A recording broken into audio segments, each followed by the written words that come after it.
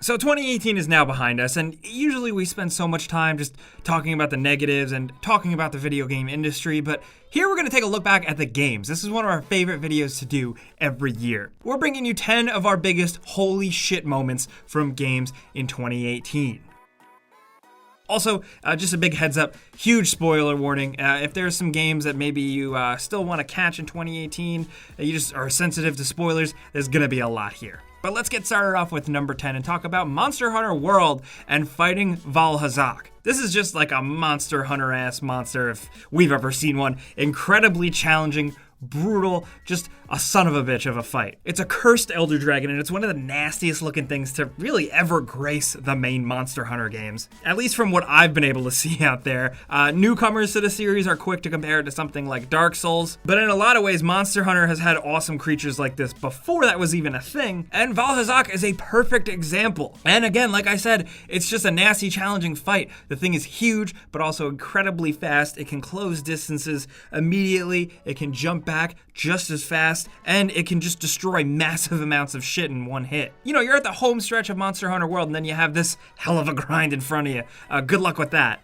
Next at number 9, let's talk about Sea of Thieves for a second. Yeah, that game dropped this year. It fizzled out to some. It does still have a community, but whether or not you were into it, you know, the game has its shortcomings, but the Kraken is a moment that is worth experiencing. Coming across a Kraken absolutely makes you say, holy shit. And if you're playing the game right and you're playing with other people, they were probably holy shitting as well. This thing is imposing. It's absolutely huge, and it can take you by surprise. And if I'm being honest, in the main group of content that the game had from launch and a bit after launch, the Kraken was absolutely the most impressive thing, and it's totally worth experiencing. I'd almost say it's almost worth the price of admission, but that might be going a little too far. I don't know, but this thing is crazy. And to see it ruin your ship is even cooler. Now, next at number 8, we're going to talk about Agony, a game that I actually played for before you buy, and I don't totally recommend you play it. It's not really that good, but it does do some really crazy shit that'll make you say, holy shit, but maybe not for a good reason. It's a lot of weird, fucked up, crazy scenes towards the end of the game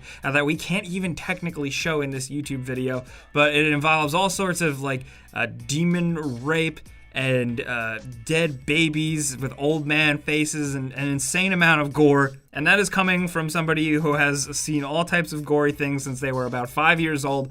Agony really takes it to another level. And there's not much else to say about it other than, wow, holy shit. I'm all for creative expression, whatever, but I just wish the game itself was better.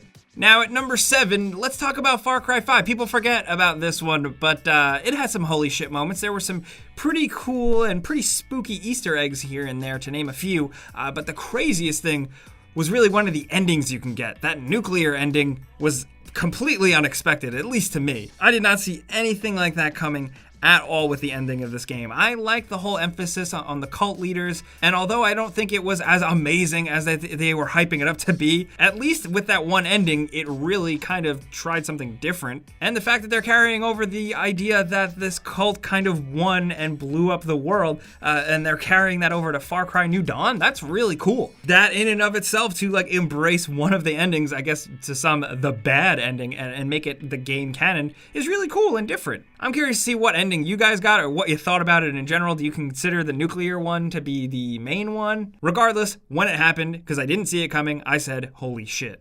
Now at number 6, Just Cause 4 and the weather stuff. Holy shit. It might be completely worth the price of admission. I thought Just Cause 4 was decent. It's more Just Cause, but one of the best aspects about it, undoubtedly, and the most unique, is the weather systems, most notably random tornadoes that can strike. It really changes things up with just having this deadly, devastating, huge force in the middle of a map that you can mess around with and do dumb Just Cause stuff with. You can fly an airplane into it and see what happens. You can jump into it with a car. You can just sit back from afar and watch it spin around. It's really cool because the sense of scale. The map in Just Cause is obviously huge, and having a giant tornado rendered like from floor to ceiling just shows how insanely impressive the game is in terms of size, and just, man, they got that tornado to be so large and so imposing. I've never seen a tornado in real life, but this feels pretty close. They really are truly scary, even though in the game you are a wingsuited Superman, so it's not that big of a deal. But still, absolutely best thing about the game. If you can experience anything from the game, I think it's that. Now at number 5, speaking of things you should experience, let's talk about Dr. Octopus and SpiderMan. Most notably because we didn't see Otto Octavius coming as a character. That character that they teased during that E3 trailer wouldn't even be revealed until the game launched, and that character was Otto Octavius becoming Dr. Octopus. That was a nicely well-kept secret, and jumping into the game, it was really cool to experience that completely fresh. You see it coming as the story progresses. You can't help, you want to look away, but you know you can't. And then it ends in a big old showdown between Peter Parker and another one of his mentors, somebody that he looked up to that ultimately went crazy, got a lust for power, and screwed him over. If that's not a Spider-Man, Peter Parker-ass story, I don't know what is. And honestly, that in and of itself, that whole encounter was a holy shit moment. From that awesome over-the-top fight on the side of a skyscraper at night with you in a really cool new suit that's all battle damaged and screwed up and, all the quick time events and all that shit. But not only that, but just the emotional weight behind it. After you defeat Dr. Octopus, you really get that raw frustration and disappointment and anger and sadness that Peter Parker feels, and it's just so good. It just really, really worked.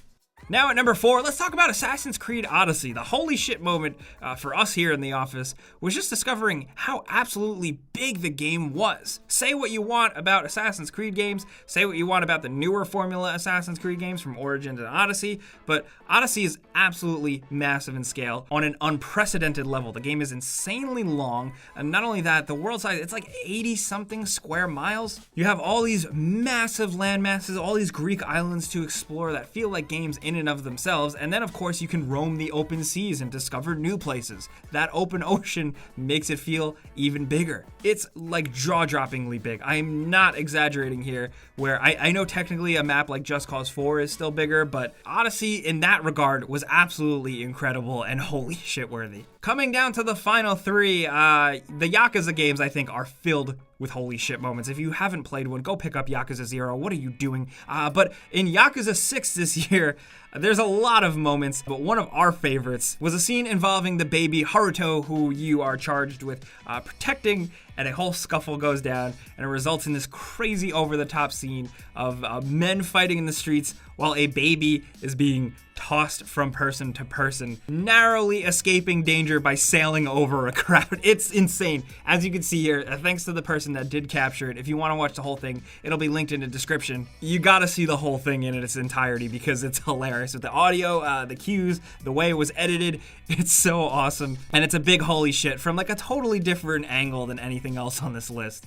But at number 2, we gotta talk about God of War, of course. A couple holy shit moments. Most notably, of course, the God of Thunder reveal after the ending. That was really cool with the lightning. But for me, the biggest holy shit moment was the Blades of Chaos. Kratos is tasked to go back home, go into his little hidden attic space, and dig up those old Blades of Chaos. Those Blades of Chaos that had years and years of death and bloodshed and a completely different life on them. This was Kratos essentially digging up the thing that he worked so hard to bury, and it just had such an emotional moment in terms of the new God of War story, but it also had a lot of holy shit in it for longtime fans like me who have been playing from the very beginning. God of War is massively different than the old games, but it still manages to hold on to core little bits of DNA, and the cue of digging up those blades and the feel and the vibe and the appearance of Athena just really, really nailed it.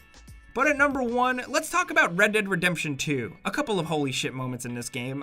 For one, the fact that Arthur Morgan dies of tuberculosis. What a very different way to kill off a video game character. Totally cool. I don't know. But what you get here is a game that you spend a ton of time playing, and you could tell it really feels like Rockstar tried to tell a new story here. Yes, it's a prequel to the original Red Dead Redemption, but you've got new characters, a new focus, and ultimately a new story. The holy shit moment for us was the fact that after the game completes, it kind of shifts to essentially give you more game, and this time it's Red Dead Redemption fan service. I think pretty tastefully pulled off. You get to play as John Marston. Not only do you get to play as John Marston, not just for like a minute, but like you get almost a little bit of an extra Red Dead Redemption game. You can go to all the areas and all the map of the original Red Dead Redemption. You can dress up as John Marston. You can basically do the whole thing leading up right to the beginning of the original game. And that is insane. That was really cool. I was not expecting that. As a fan of the series,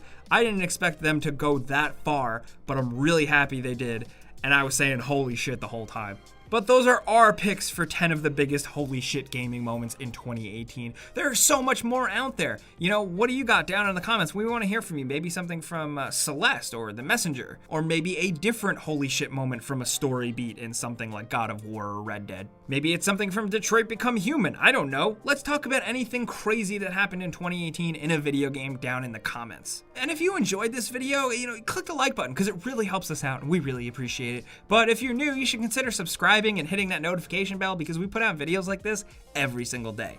But as always, thanks for watching and we'll see you guys next time.